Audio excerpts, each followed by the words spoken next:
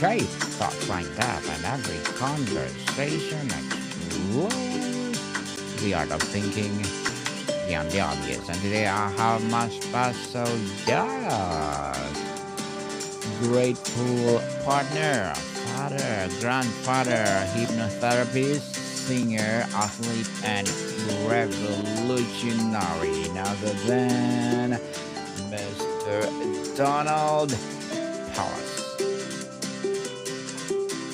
Welcome, Mr. Donald. And absolutely, I Thank you, think Mr. Daniel. yes. Can you please introduce more about yourself, Mr. Donald? If that I Well, mess. uh, hypnosis is a third career for me. I was a mathematics professor many years ago, and then for 28 years, a software developer. And then I started learning about hypnosis, hypnotherapy, and I've been doing this for almost 20 years. Uh, I love what I do. This is what I did instead of retiring. Uh, and I love what I do. I love working with clients, helping people get the results that they want. What else do you want to know? Yes, and thank you so much for sharing your knowledge and wisdom to the world, Mr. Donald. Thank you. And today let's talk about what is hypnosis. So let's start by dispelling the biggest myth.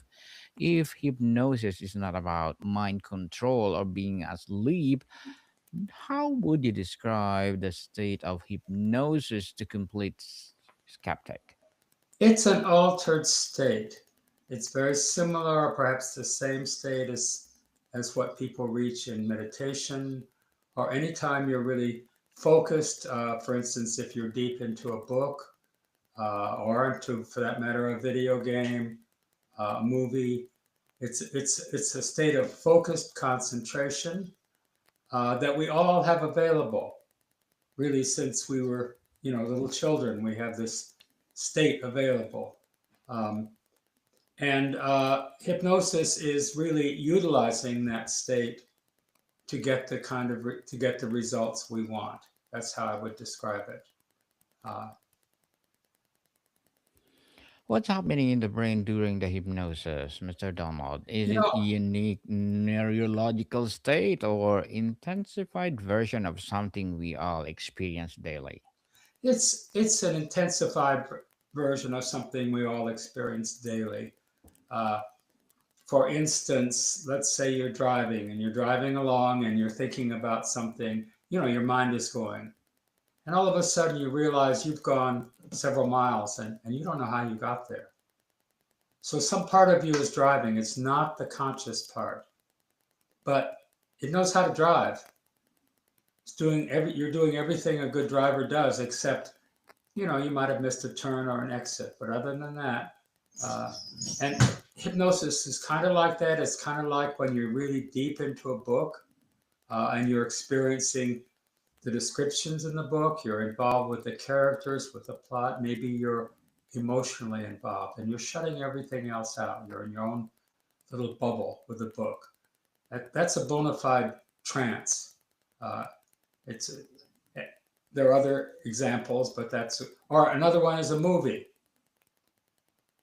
So you're watching a movie. There's two things you have to do to enjoy this movie.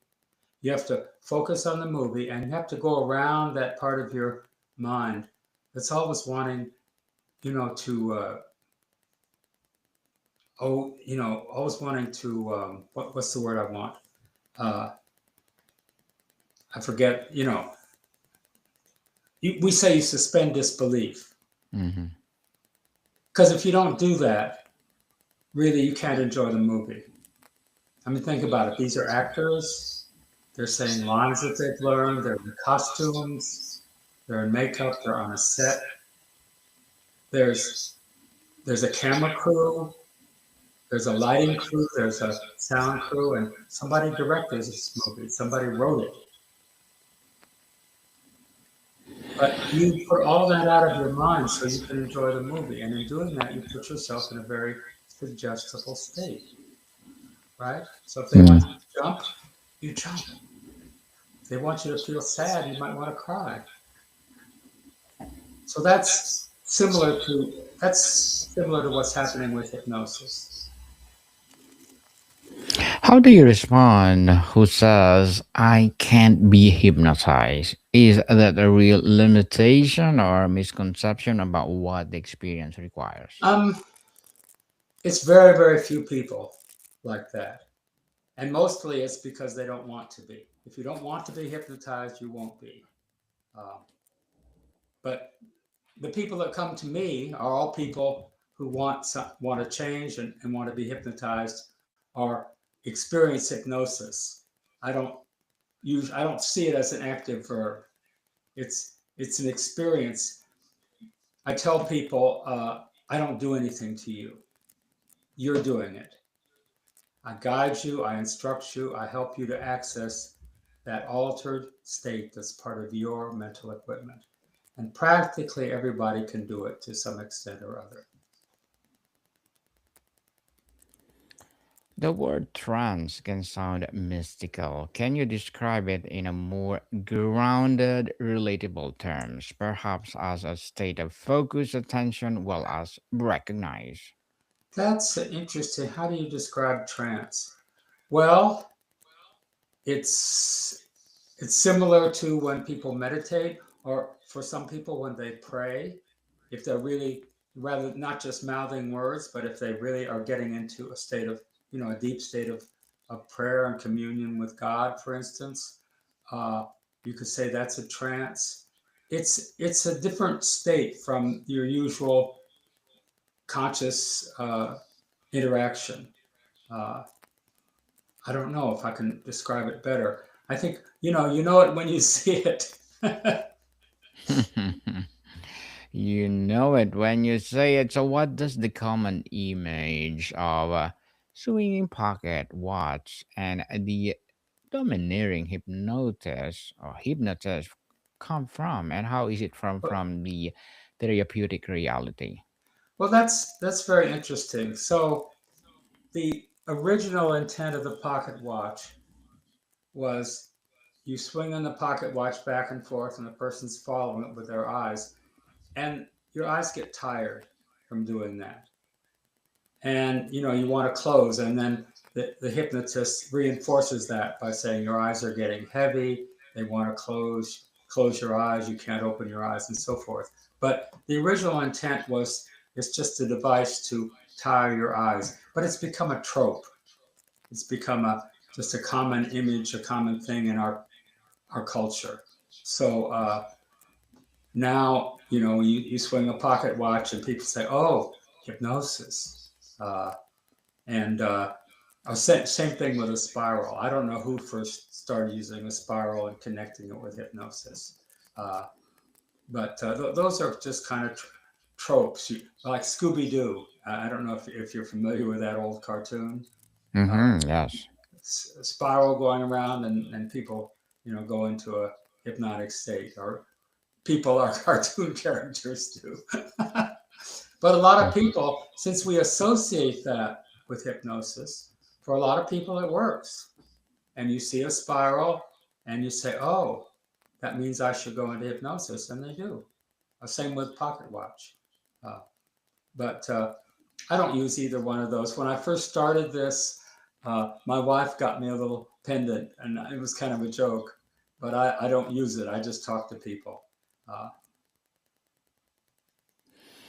And Mr. Donald, for someone considering hypnosis for, say, anxiety or a habit change, what does a typical session actually look and feel like? okay. Well, my first session are almost always the same. Not always, but and I will talk about hypnosis much the way we've been talking about it. I call that a pre-talk, and then I'll teach them. I call it the zone, and it's really kind of I explain it as a combination or a blend of self hypnosis and meditation. And really, that's not quite right, because meditation is in my book. Meditation is a form of self hypnosis.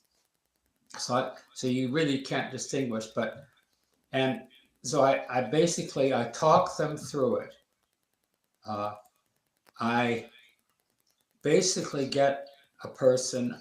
I would get you to feel something like what it feels like for most people to be hypnotized. I would start out by asking you to occupy all the space inside your body simultaneously. So we do this, it's about a 5-minute exercise. And then after that, a lot of people can just go right back into trance like that. The way I explain it, I say, you find a switch in your head and you flip that switch and you just go there. And then they don't really need the ritual. But I take them through that, uh, the zone. Uh, I ask them to start doing it several times a day. Just from this, people change. They become more grounded, more relaxed. And then I take them through an exercise I call Power Self, where I have them go back into hypnosis, back into trance, the zone, and I'll say, now I want you to imagine or visualize yourself exactly the way you want to be in every respect, mentally, physically, and spiritually, whatever that means to you. And then uh, a little bit more verbiage, but basically I have them step into and become that person for a little bit. The way I say it, from the inside out, looking out on the world through their eyes, speaking with their voice, and so forth. And then I have them go through a situation being their power self. Maybe a situation that might have been difficult, uncomfortable. And after that, they come back, but so again, you step out of your power self and you're viewing him or her from the outside, but having brought back with you some of what you learned and experienced. And then you incorporate that into your current self. That's the exercise. And I ask people to do that once a day. That's the first session. Subsequent sessions, I what I do my empowered self framework.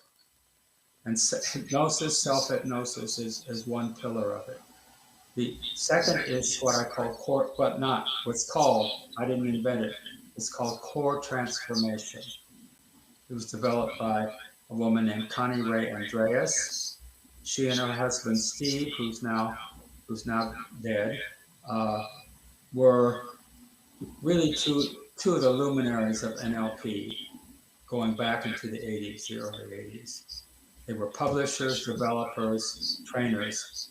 Connie Ray developed core transformation. It's a form of parts therapy. Have you ever heard of that, Mr. Daniel? Part, No, sir. Can you please enlighten us? so parts therapy, say you have a critical voice, that keeps going, you're no good, you're no good, you're not enough. We would think of that, we would look at that as a part of you. It's not all of you, it's not all of you all the time, but it's a part of you. And in a very gentle way, we would explore that part. We'd start by asking the part, what do you want? Well, there could be all kinds of things. The part might want safety. It might want you to pay attention to it. It might want you to, uh, I don't know, it could be a lot of things. And then you iterate that. Basically, you let the part experience that. And this is an unconscious process. These are unconscious parts. The part experiences, say, safety. And then you ask, well, when you have that, then what do you want? Through safety, that's even deeper or more important. And you keep iterating this process. And what you get is what we call an outcome chain. It's like higher and higher level outcomes until finally the part gets to what we call a core state. It's a high level existential, spiritual state like oneness, love, peace, being. This is what the part really wants. It really doesn't. It really doesn't want it to keep tearing you down. You're no good. You're no good. It really wants like wholeness or oneness. And then you use that core state to transform the part, and the person. That's in a nutshell. That's core transformation. And of course, we all have lots of internal parts. Uh, the part of you that wants to smoke, the part of you that gets uncomfortable trying to, when you speak in public, the part of you that has trouble going over bridges. You know, you could keep going. Uh, the other part of the empowered self framework is wholeness work, which was also developed by Connie Ray Andreas, and it works differently. Say you're anxious, I'll have you get in touch with that and then say, where do you feel it? Well, it's in my chest. And then we go through a whole procedure that's basically based on physical sensations and the perceptions of them. Uh, and we go through that until we come back. And now I'll say, now go back to that situation that made you feel that way. How does it feel now? And the answer is almost always, oh, it doesn't bother me anymore. Something like that. So that's it's a way of disarming triggers, uh, changing emotional feelings, and so forth, negative emotions, and basically disarming them, neutralizing them. And it's very powerful, and I get very good results from it. So those three things: self-hypnosis, hypnosis, self-hypnosis, core transformation, and wholeness work. Mr. Donald, as a hypnotist, what are your short term and long term goals? Um, what am I? Well, I just goals. I just love what I do. I love working with clients. I would like to do it more. Uh, that's a short-term goal. I guess a long-term goal would keep doing this as long as I'm able. I'm blessed in that I still have my voice. I still have my mind, and as long as those two things are working, I'll be doing this for uh, I hope years into the future. I have no intention of retiring. Good luck to your goals, Mr. Donald, and looking forward for more success. And what will be your piece of advice for those people out there who want to be a hypnotist too? Um, they should contact me. You can go on my website. I don't know if you can see that. Is that up on the screen? Yes. If you go on my website, you see schedule your free consultation. Uh, you click on that, and it will take you to a Calendly page to where you can see my schedule, uh, choose your time, and it's a 30-minute free phone or Zoom consultation. And then we'll what discuss your issues, what you want to change, what's bothering you, uh, and basically figure out as best we can how many sessions you might need and go forward from there. Yes, and Mr. Donald, before we wrap up our discussion for today, I'm inviting you to please do listen to my other podcast, people.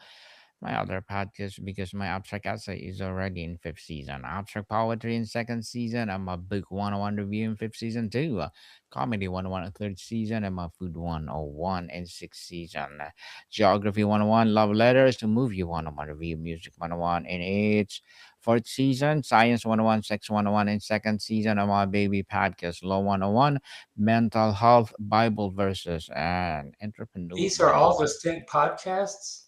Yes, those are all my That's podcasts. this is Mm, amazing. You're extremely prolific, and thank you. the subjects are so varied. It's really amazing what you do. Thank you, Mr. Donald. And please listen to them wherever you listen your podcast. So, Mr. Donald, looking ahead, what emerging application of hypnosis, whether in medicine, psychology, or peak performance, are you most excited about? Um, Performance is one, both with performance, executive performance, also athletic performance. I love working with athletes. Uh, I am one. I still consider myself a tennis player. uh, and like things like musical performance. But I just love working with athletes, and I've helped a lot of people. Uh, do I worked with this guy. We did a lot of stuff. Sports was just one thing, but he came back. He After one of our sessions, he's a football soccer player, and he scored like several goals, made several assists, and he was amazed at how well he did. Um, Yes. Executive performance, performance anxiety is a big thing in all of these things. Uh, with executives, even sometimes even high-powered people, they still feel like they're imposters, the so-called imposter syndrome. I help people with that. So that excites me. It excites me when somebody who has a phobia, like is unable to go across a high bridge, and we are able to resolve that, and then they're able to do it. Those kinds of things. Uh, I just talked to a client. I'm going to be working with her on anxiety and insomnia. She has a lot of trouble sleeping. Uh, and so we're going to be working on that. It all excites me. Hmm. And Mr. Donald, thank you so much for sharing your knowledge and wisdom to the world. So, can you please invite our listeners to support your business, your advocacy, or whatever projects that you're doing right now? Yeah, and you're giving them the URL from my website, right? Yes, Okay. definitely. Well, that's how. And if there's something that you don't have to settle. People settle for things that they don't like in their lives, but they feel that they can't really change, or it would be too much trouble to change. You don't have to do that. Uh, I can help you not settle, and I don't care how old you are. Whether I've worked with, well, I've worked with little children. I don't so much do that anymore, but basically, I work with anybody from say 12 years old and up into their 90s. I'm working with a woman right now who she's 79, maybe she's 80, recovering from a stroke.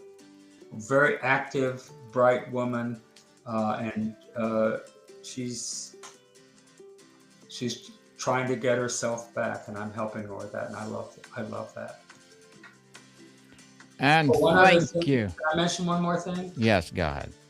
So I am I work with this wonderful organization we have here in Maryland. It's called Hope Connections for Cancer Support.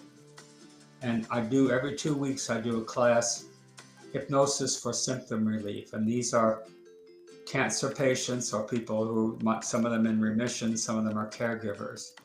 And I help them with pain, I help them with neuropathy, I help them with the anxiety and the fear that people with cancer feel. Uh, and I just love doing that. I do that pro bono. Actually, probably people from anywhere in the world could probably join Hope Connections for Cancer Support because a lot of it is virtual. Hub connections indeed. So, Mr. Donald, thank you so much for your time. Thank you for having me on, and I really appreciate it. And it's been a pleasure. Likewise. So, Morticon people, see you soon.